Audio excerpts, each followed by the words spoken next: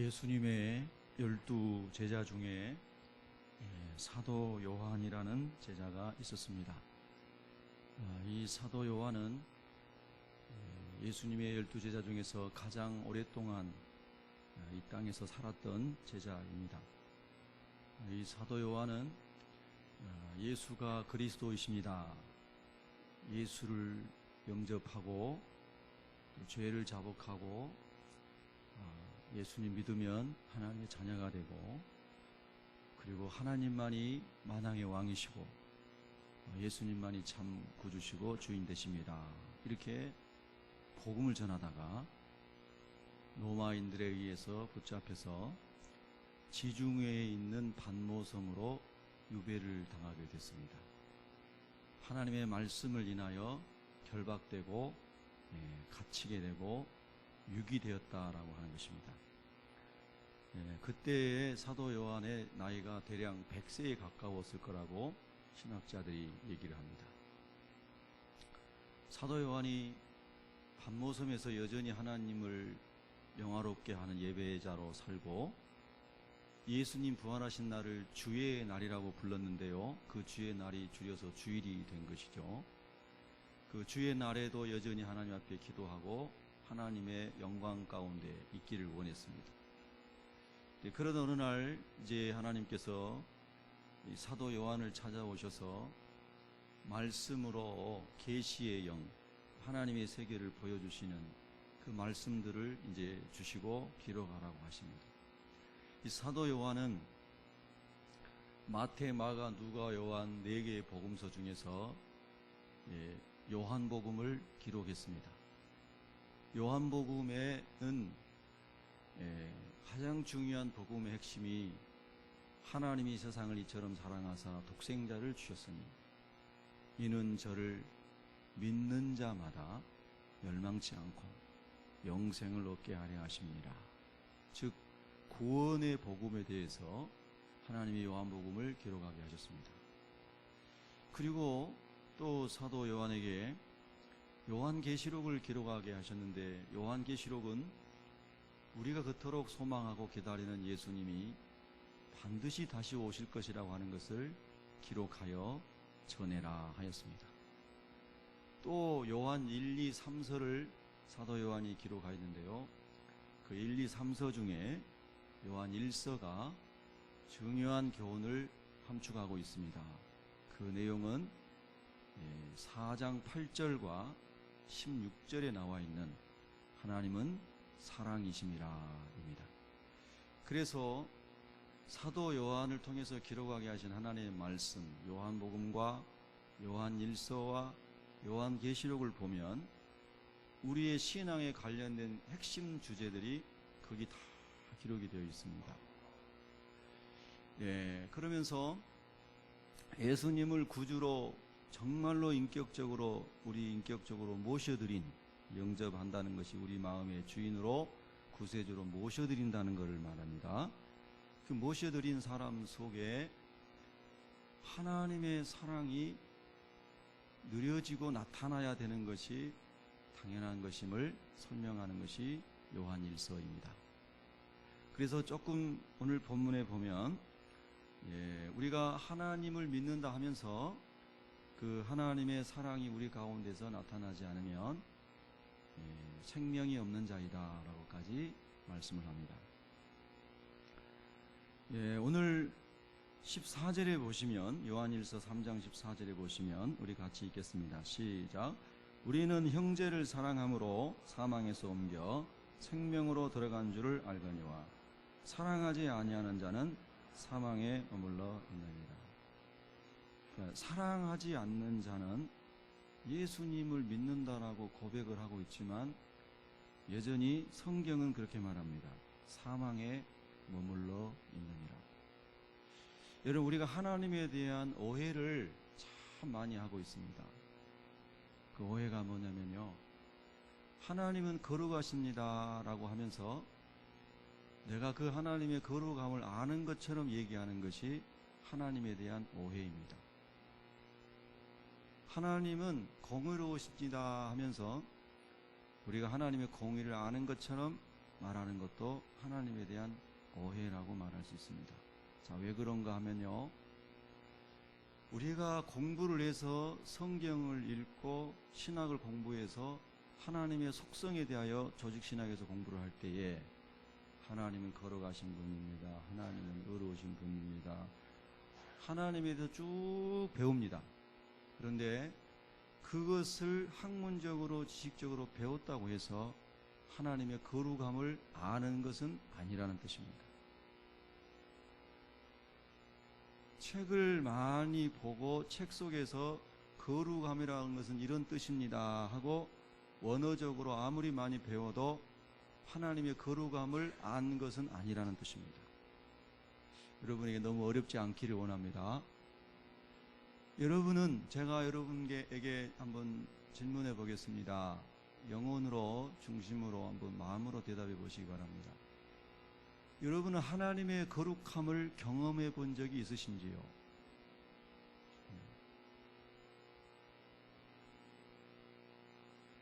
하나님의 성품은 거룩함이거든요.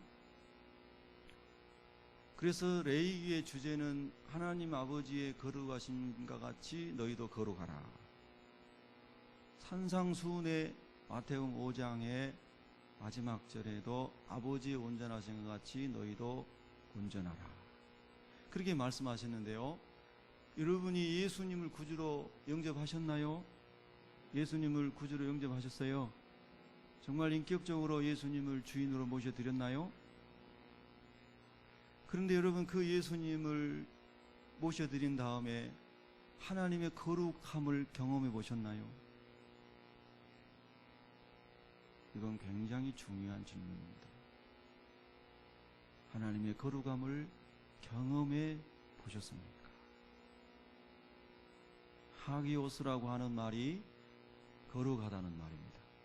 그렇게 원문의 단어를 안다고 해서 거룩해지는 게 아니지 않습니까? 거룩함에 대해서 5시간을 강의한다고 해서 그 사람이 거룩한 건 아니죠.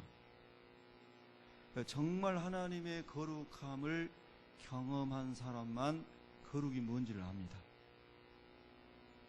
근데 놀라운 사실은 그 하나님의 거룩함을 경험한 사람은 변화된다는 것입니다.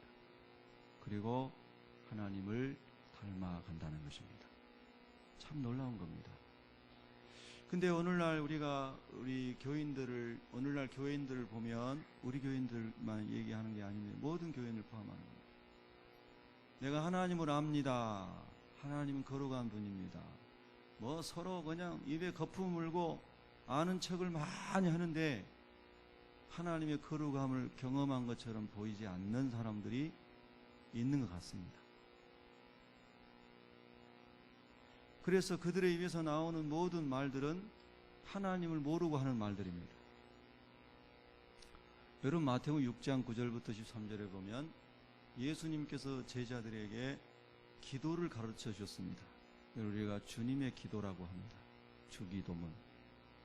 그 주기도문에 나오는 중요한 예수님의 말씀이 뭐냐면요, 아버지의 이름이 거룩히 여김을 받으시오며, 아버지의 이름이 거룩히 여김을 받게 해달라고 너희가 기도해라, 이렇게 말씀하십니다. 그 말은 뭐냐면요, 그 시대의 사람들이 황제가 자기가 하나님이라 그러고, 그리고 하나님의 이름을 짓밟고 했던 정치적인 부분도 있고요, 또 하나는 하나님의 영광스럽고 거룩한 그것을 경험하지 못한 사람들이 하나님의 거룩함과 이름을 함부로 말해서 오히려 하나님 앞에 가는 사람들을 막게 되고 하나님의 영광을 가리우고 있는 것을 보시고 주님이 말씀하셨다고 있습니다. 그래서 하나님의 이름으로 맹세도 하지 말고 하나님의 이름을 거룩하게 여겨라 그랬습니다. 그래서 유대인들은 하나님 이름이 너무나 거룩하니까 하나님의 이름을 못 부르고 다른 이름을 지어가지고 불렀습니다. 그게 아도나이, 주여, 헬라어 큐리어스라고 하는 말입니다. 감히 하나님의 이름을 부를 수가 없었습니다. 너무 거룩하고 완전하고 너무 영광스러운 이름이었기 때문에 그렇습니다. 근데 오늘날 복음은 예수 믿으세요, 믿으면 구원받습니다. 그 말 단어 자체는 맞는 말입니다. 그런데 그 믿음이라는 용어와 신앙이라고 하는 내용이 너무나 값어치 없고 길바닥에 버려진 쓰레기처럼 굴러다니면서 예수 믿습니다 하는 사람은 많은데 하나님의 거룩과 영광을 경험한 사람은 찾아보기 어렵다는 것입니다. 저는 아침에 일부 예배를 드리면서 계속 회개 기도를 했습니다. 하나님 아버지, 저같이 더러운 죄인이 어떻게 이 강단에서 하나님의 말씀을 전할 수가 있겠습니까? 언제나 우리는 예수님의 보혈을 의지하고 삽니다마는 그럼에도 불구하고 그런 연약함과 죄성을 인하여 참으로 회개하는 시간, 계속 회개하는 시간, 지금도 마찬가지입니다. 과연 나는 하나님의 거룩함을 아는 사람인가? 여러분, 성경에 보면 하나님의 거룩함과 영광을 체험한 사람들이 있습니다. 여러분도 아까 아멘 하시고 체험하신 분들은 아멘 하셨는데요. 저는 여러분을 잘 모릅니다. 그리고 판단할 수도 없고요. 성경에 보면은 모세라고 하는 분이 구약시대에 하나님의 영광을 경험한 분입니다. 이분이 시내산에 올라가서 하나님의 부르심을 받고 40주야를 금식하면서 세상의 모든 것을 다 끊고 먹는 것, 입는 것, 노는 것, 쾌락, 즐거움, 모든 문화생활 다 단절하고 시내산에 올라가 하나님의 임재 앞에 있습니다. 그리고 모세가 40일 동안 하나님만과 같이 있다가 하나님의 약속의 말씀 붙잡고 들고 받아서 내려오는데요, 이스라엘 사람들이 볼 때에 모세의 얼굴에 광채가 나는 겁니다. 그러니까 모세가 하나님과만 있다가 내려오니까 모세의 얼굴이 하나님의 영광이 임했다는 뜻입니다. 할렐루야. 저는 제가 알기에도 지금 제 얼굴에 영광이 없는 것 같습니다. 그래서 여러분 불쌍히 여겨 주시기 바랍니다. 정말로 모세와 같이 하나님의 임재와 영광이 머물러 있는 사람은 정말 행복한 사람이고 복을 받은 사람입니다. 제가 예수님 믿으면서 착하고 선한 일을 많이 하고 잘 섬기는 분들 많이 봤습니다. 우리 교회에도 그런 분들 참 많으십니다. 근데 제가 그런 수준을 지금 말씀을 드리는 게 아니고요, 하나님의 영광과 거룩하심을 말씀드리는 겁니다. 여러분, 제가 모태신앙으로 지금까지 신앙생활을 오면서 많은 교회와 많은 성도들을 또 목회자들을 만났고 저도 그런 사람들 중에 또 한 사람이지 않겠습니까?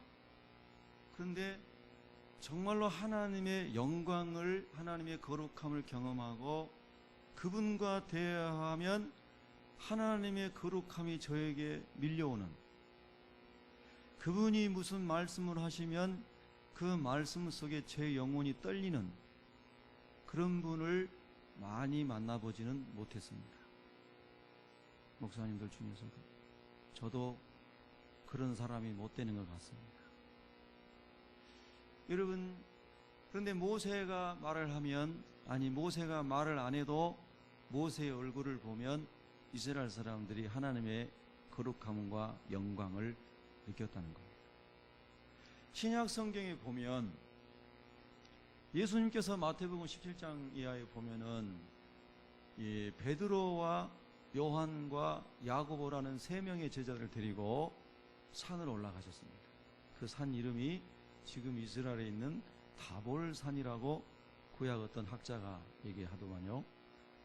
근데 어쨌든 그 산에 올라가서 예수님의 얼굴이 정말 지금까지는 이 세 제자가 본 적도 없는 놀라운 모습으로 변화된, 그러니까 예수님의 신성이 완전히 드러난 영광스러운 하나님의 모습으로 이 세 제자에게 나타나십니다. 변형되사. 그러니까 이 엄청난 주님의 신성, 거룩함, 영광스러움을 보고 베드로가 주님, 우리가 여기가 좋사오니 여기에 초막을 짓고 여기 거했으면 좋겠습니다. 그 말은 뭐냐면요, 하나님의 거룩함과 영광에 압도당했다는 겁니다. 또 부활하신 주님을 만난 다음에도 마찬가지였을 겁니다.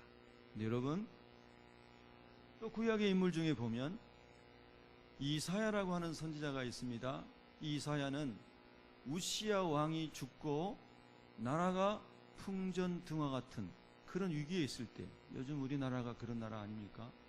도덕적으로 타락하고 하나님 보시기에 오늘 심판하셔도 할 말 없는 나라, 그런 나라가 오늘 우리나라가 되어가고 있지 않습니까?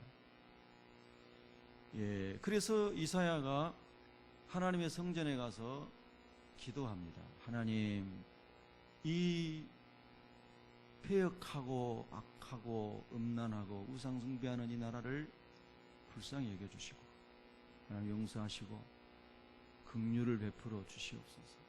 그래서 이사야 기도를 하는데요, 하나님께서 이사야에게 내가 너희 기도를 응답해 주마 이렇게 말씀하지 않으시고 하나님의 거룩한 영광으로 그 성전에 임하십니다. 천사들과 함께. 하나님의 얼굴은 보여주시지 않았습니다. 얼굴을 보면 죽으니까요. 그런데 하나님의, 제가 표현하기로 하나님의 그림자만 봤는데 이 이사야가 자기가 얼마나 더러운 존재인 것을 자각하고 그냥 자빠져 버립니다. 여러분, 오늘 우리 예수 믿는 사람들은 내가 때로는 이사야처럼 다른 성도들보다 좀 더 거룩하다, 좀 더 의롭게 산다, 천만의 말씀입니다. 이사야 64장 말씀처럼 우리의 의라고 하는 것은 다 더러운 옷과 같아요.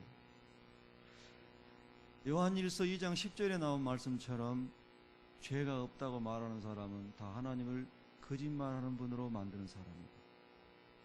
하나님의 영광스러움을, 임재와 영광을 본 이 이사야가 자기의 죄 때문에 자빠져 버립니다. 여러분, 하나님의 거룩하심을 경험해 보셨습니까?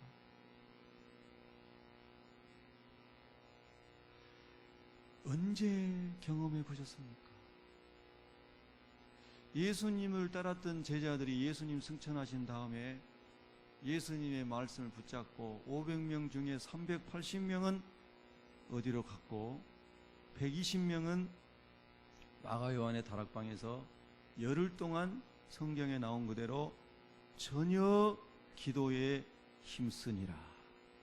전혀 기도에 힘쓸 때에 그때의 성령께서 각 사람 위에 불의 혀같이 임하였다 그랬습니다. 그래서 성령은 거룩한 영이시죠. 성령은 하나님이신데 성령은 어떤 영이시라고요? 거룩한 영입니다. 따라하겠습니다. 거룩한 영이십니다. 그래서 거룩한 영이신 성령님께서 각 사람 위에 다 임재를 하니까요, 그 120명이 오, 하나님의 거룩함이라는 게 이런 거구나 하고 순간적이지만 하나님의 거룩을 경험하게 된 것입니다. 존 웨슬리는 이거를 순간적 성화 이렇게 설명했습니다. 순간이지만 성령께서 강하게 오셔서, 거룩하신 성령님께서 하나님의 거룩이 어떤 것인지를 성령이 우리 영 가운데 임하실 때에 우리가 영으로 하나님은 이렇게 거룩하신 분이구나. 신학 공부를 안 했어도, 거룩함이라는 하기오스라는 단어를 몰라도 성령이 임하셨을 때에 이것이 거룩함이구나, 이거를 성령 세례 받았던 120문도가 순간적 성화, 순간적 성결을 경험했다라고 하는 것입니다. 여러분, 예수 내 구주, 예수 내 삶의 주인으로 모셔드린 이후에, 주 내 마음에 오신 후에 주 날 주장하시네. 주님이 여러분을 주장하시는 삶을 사시면서 여러분은 그 거룩하신 성령의 임재를 경험한 적이 있으십니까? 그 거룩하신 하나님을 경험하면서 내 안에 있는 더럽고 추한 죄 때문에 부들부들 떨면서 죄를 토해내고 죄를 잘라내고 죄 때문에 몸부림쳤던 거룩함의 경험을 하셨습니까? 제가 많은 사람들을 이야기를 들어보고 이렇게 만나보면 그 주님을 만난 사람들이 그렇게 많지 않은 것 같습니다.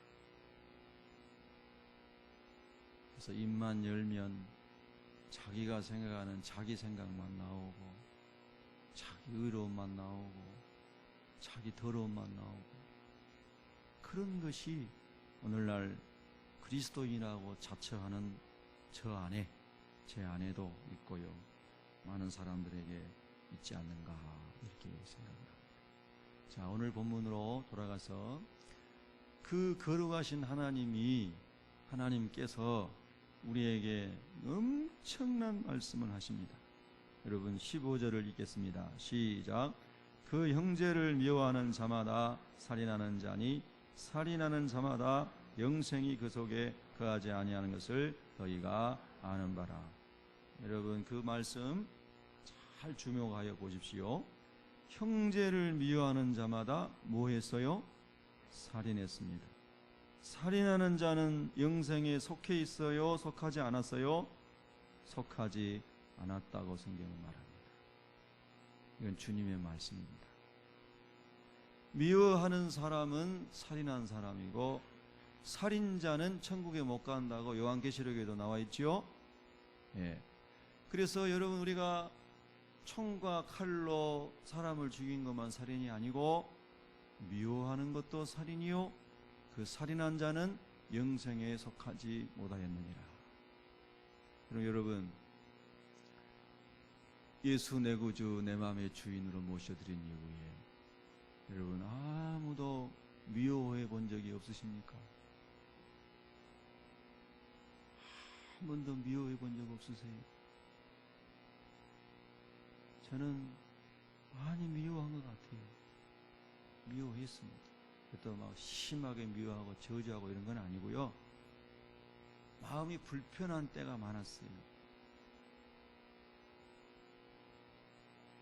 주님의 십자가의 은혜로 기도하고 한 걸음 한 걸음 나아가지만 갈등이 있고 부담이 되고 불편할 때가 많이 있었다 이 말입니다. 그러니까 제 안에는 예수님이 말씀하시는 하나님의 사랑이 없는 것입니다. 예수님이 말씀하시는 하나님의 거룩함이 제 안에 없는 거죠. 그럼 왜 목사님은 설교합니까? 예수님 보혈로 설교하는 겁니다. 예수님 보혈로. 제가 왜 이런 말씀을 드리냐면요, 오늘날 우리 기독교 복음은 너무 하나님 영광스러운 분이시고 거룩하신 분이신데 예수 잘못 믿는 저로 인해서 기독교의 진리는 너무 땅바닥에 버려진 돌처럼 되어버렸어요. 사람들이 지나가다 발로 툭툭 차고 다녀요. 그래서 오늘 이 말씀 속에 보면은 미워하는 사람은 살인자여 살인하는 사람은 영생에 속하지 아니하였다. 다른 말로 좀 심하게 얘기하면 지옥 간다 이런 말씀입니다. 그럼 목사님 어떻게 해요? 요한 1서 1장 9절 말씀을 보겠습니다. 요한 1서 1장 9절 말씀.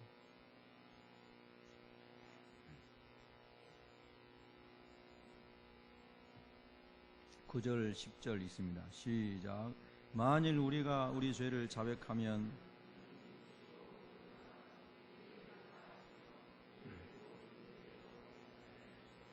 만일 우리가 범죄하지 아니하였다 하면 하나님을 거짓말한 이로 만드는 것이, 또한 그의 말씀이 우리 속에 있지 아니하리.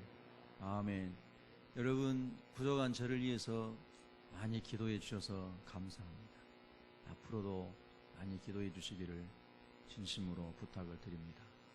제가 신앙생활 하면서 하나님의 임재 가운데 살아가는 사람들을 몇 분을 만나본 적이 있었습니다. 아까도 잠깐 말씀드린 것처럼 정말 그분하고 대화하면 그렇게 온유할 수가 없고 겸손할 수가 없고 사랑이 충만할 수가 없고, 그분의 이야기를 듣고 있다 보면 제 영혼에 거룩한 떨림이 있고, 그런 분들을 만나본 적이 있습니다.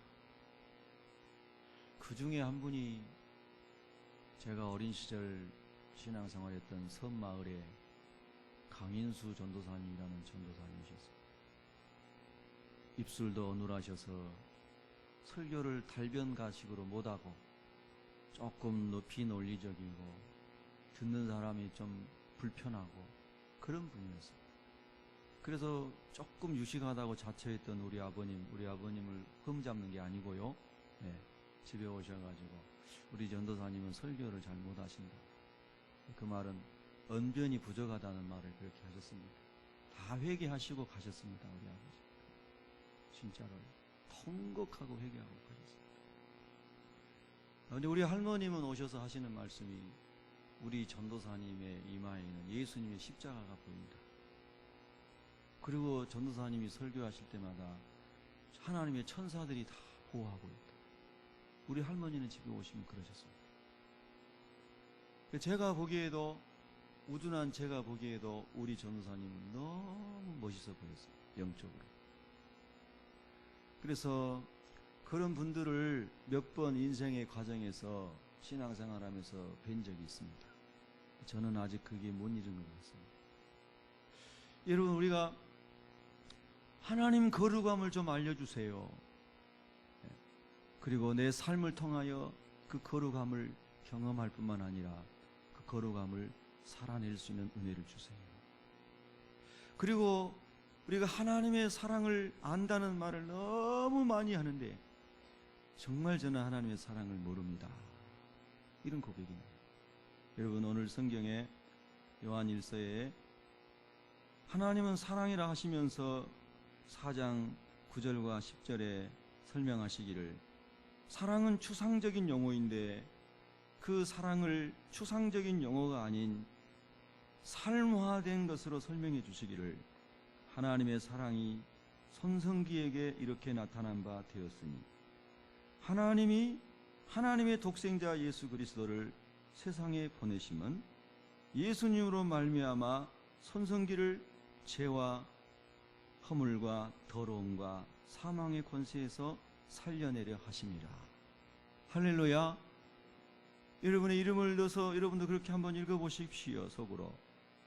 사랑은 여기 있으니, 수많은 사람이 사랑학을 얘기하고 사랑을 얘기하고 사랑에 관한 수많은 책이 있다 할지라도 진짜 사랑은 여기 있으니, 우리가 손성기가 하나님을 사랑한 것이 아니요 하나님이 손성기를 사랑하사 손성기의 죄를 속하기 위하여 화목제물로 그 아들 예수 그리스도를 보내셨습니다. 여러분, 제가 아까 말씀드렸잖아요. 저는 그렇게 크게 억울하고 그냥 매질을 당하고 돌에 맞고 이렇게 당해본 적은 없습니다. 근데 로마서 5장 6절 8절 10절에 보면은 하나님의 관점에서 볼 때 저는, 또 우리 인생은 하나님 앞에서 죄인이요 원수요 그리고 경건하지 않은 사람들이었다고 성경이 기록합니다. 근데 만약에 저는 원수가 없습니다. 저에게 원수가 있다고 가정을 해보는 겁니다. 저에게 큰 죄를 지은 죄인이 있다고 가정을 해보는 겁니다. 없습니다. 실제로는 그런 사람이 있다고 가정을 해보는 겁니다. 그러면 제가 그 원수, 그 죄인을 위해서, 제 아들 이름이 동현입니다. 동현이를 죽여서라도 그것이 사랑하는 방법이라면 사랑할 수 있겠는가? 불가능합니다. 우리 딸 소희를 죽여서 사랑할 수 있는가? 불가능합니다. 여러분, 이것이 하나님께서 손성기라는 죄인을 향하여 찾아오신 독생자를 화목제물로 하나님과 원수되었던 손성기를 위해서 독생자를 화목제물로 주신 것, 이것이 사랑이라고 말씀하십니다.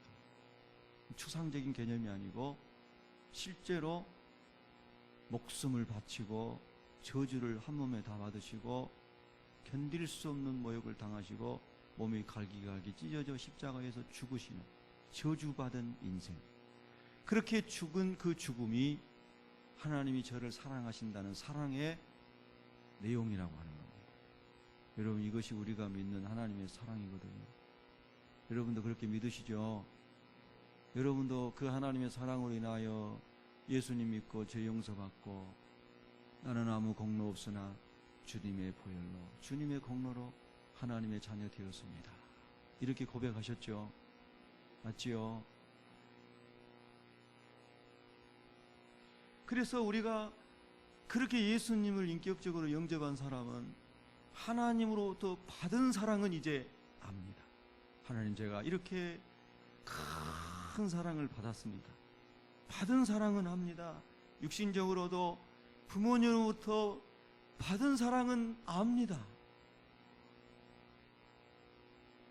옛날 어르신들 그렇게 못 살던 1952년도 그 당시에 영상 MBC에서 편집한 거 제가 이렇게 최근에 몇 번 봤더니요, 저는 52년에 태어나지도 않은 사람이에요. 정말로 못 먹고 가난했던 보릿고개 시절 영상이 요즘에도 다 남아있지 않습니까? 네, 보니까 정말로 가난했던 시절인데, 그 가난했던 시절에도 부모님들은 굶으면서도 정말 음식 한 숟갈이라도 자녀들에게 먹이시려고 하는 그 참 기가 막힌 일들을 영상으로 지금도 우리가 볼 수가 있습니다. 그런데 그 엄청난 육신의 부모의 사랑을 받으면서 이것이 나를 낳아주신 부모님의 사랑이구나 하고는 알았지만, 그러면 내가 그 사랑을 또 부모님에게 돌려주는 그런 사랑의 삶을 살았는가에 대해서는 살지 못했으면 주는 사랑에 대해서는 모르고 있는 것입니다. 하나님으로부터 받은 엄청난 사랑은 정말로 인격적으로 주님 만나고 성령 안에서 깨닫아져서 회개하고 통곡하고 죄를 자복하고 이악하고 더러운 죄를 예수님의 보혈로 씻어주시니 감사합니다 하면서 진짜로 깨닫고 회개하고 예수님을 영접하신 분들은 하나님의 사랑이 무엇인지를 성령으로 알았습니다. 근데 더 중요한 것은 그 받은 사랑을 네 삶을 통하여 알았느냐, 네 삶을 통하여 그 사랑을 네가 경험했느냐라고 주님이 지금 사도 요한을 통해서 서아시아 교회 성도들에게 말씀하시는 것이고요, 오늘 저와 여러분에게도 주님이 말씀하시는 것이죠. 네 삶을 통하여 네가 그 사랑을 경험해 봤느냐, 그 거룩을 경험해 봤느냐. 너는 그렇게 예수 사랑 그 사랑으로 네가 지금 삶 속에서 살아가고 있느냐 라고 질문할 때에 주님, 저는 아직 주님의 사랑을 모릅니다, 이렇게밖에 대답할 수 없더라는 겁니다. 여러분 어떠신지요? 자, 16절을 우리가 읽겠습니다. 시작.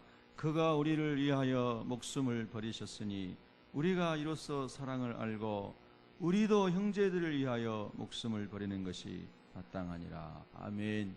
이것이 방금 제가 말씀드린 말씀에, 이 성경 말씀에 근거한 것입니다. 예수님이 나를 위하여 목숨을 버리셨으니 그것이 사랑이었으니 내가 이로써 사랑을 알게 되었고, 이것이 사랑이구나. 누가 나에게 조금 잘해주면은 사랑받는 것 같으면 좋았다가 아니면은 또 아니고 그냥 변질되고 금방 태도가 바뀌고 이런 하찮은 것이 사랑이 아니고, 정말로 사랑을 안다는 것은 예수 그리스도의 이 화목제물 대신 나의 죄를 위하여 화목제물 대신 이 사랑을 아는 것이 사랑을 안다고 말하는 것이구나. 그리고 손성기도 형제들을 위하여 목숨을 버리는 것이 마땅한데 그렇게 버려봤느냐? 그러면 네가 그 사랑을 지금 알고 있는 것이다. 근데 보니까요, 그러니까 제가 그 사랑을 아직 모르는 겁니다.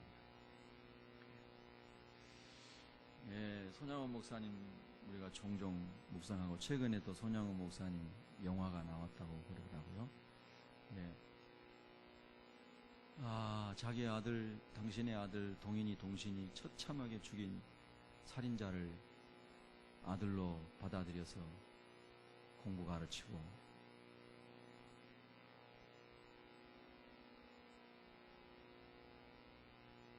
많은 아이들 중에서 마음에 드는 아이 골라가지고 공부 가르쳐준 게 아니고요. 그것도 어려운 거거든요. 그것도 어렵죠. 정말 어렵습니다. 그런데 살인자를 평생 한을 못 풀고 한을 품고 살아가야 되는 그 살인자를 동신이가 얼마나 잘생겼는지 모릅니다. 사진이 지금도 있잖아요. 역사 기록으로. 근데 그 아들들을 다 죽인 자를 아들 삼아서 다 공부 가르쳐주고 훌륭한 사람을 만들었어요. 손양원 목사님은 하나님의 사랑을 안다고 말씀하실 수 있을 것 같아요. 여러분, 우리 예수 믿는 것은, 기독교는요, 진짜 우리가 상상할 수 없는 엄청난 하나님의 거룩과 하나님의 사랑 안에 있는데요, 저같이 무지한 자가 어찌 그 사랑을 다 알며 다 전한다고 하겠습니까? 그래서 우리가 항상 겸손함과 두려움으로 주님의 은혜를 구하면서요, 주님 더 알기 원합니다. 주님 사랑을 더 많이 알기 원합니다. 그렇게 기도하면서 주님 앞에 나가면 주님께서 저와 여러분을 불쌍히 여기시고 주님의 사랑을 우리 삶을 통하여 알게 하시고 주님이 우리 안에서 살아가시는 그런 축복이 또 경험될 줄로 믿습니다. 자, 오늘 본문 이제 그러면 17절과 18절을 읽습니다. 시작.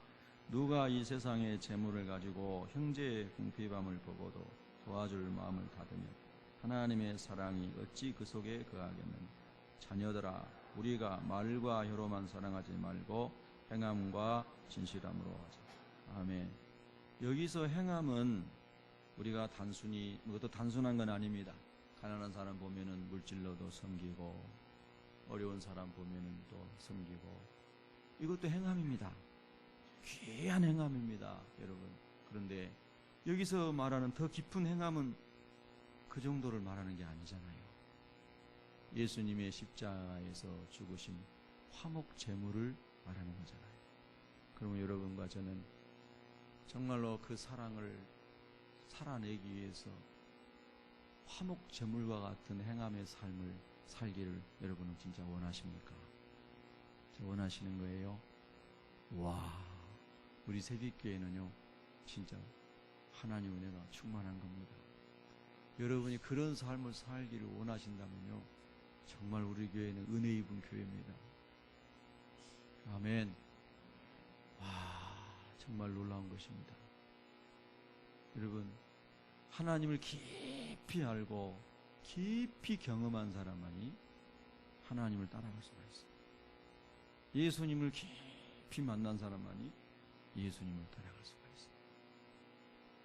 저는 요즘에 이렇게 보면은 이렇게 말이 많고 옳은 소리 많이 하고 자기가 가르치는 것이 다 진짜고 이런 사람들 많아진 세대인데요, 그것이 맞을 수도 있고 일리가 있을 수도 있습니다. 그러나 항상 우리가 주의해야 될 것은 뭐냐면, 하나님 앞에서 나는 여전히 죄인이며 하나님의 긍휼이 필요하며 주님의 보혈이 없이는 살 수 없는 사람입니다. 그러고 우리가 하나님의 은혜를 구하면서 그 거룩함과 그 사랑이 내 삶을 통하여 흘러가게 해달라고 기도해야 됩니다. 제가 태어나가지고 처음으로 서울시청에 가가지고 시청 앞에 가가지고 이게 피켓 들고 동성연애 동성결혼 반대한다고 시위하고 왔습니다. 지난 수요일에 태어나서 처음 해본 겁니다. 기도하다가 자꾸 마음이 부담이 생겨서 우리 아내랑 가가지고 이렇게 피켓 들고 했습니다. 거기 모여서 기도하시고 또 말씀을 하시는 분들도 다 그 동성연애 하시는 분들 불쌍히 여기고 그분들을 좋은 길로 인도해 주시기 위해서 기도하시는 분들이잖아요.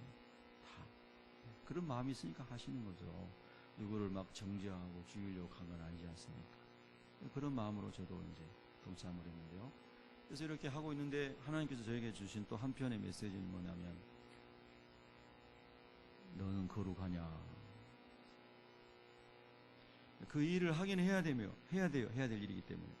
동시에 제 안에 하나님 주신 음성은 너는 거룩하냐.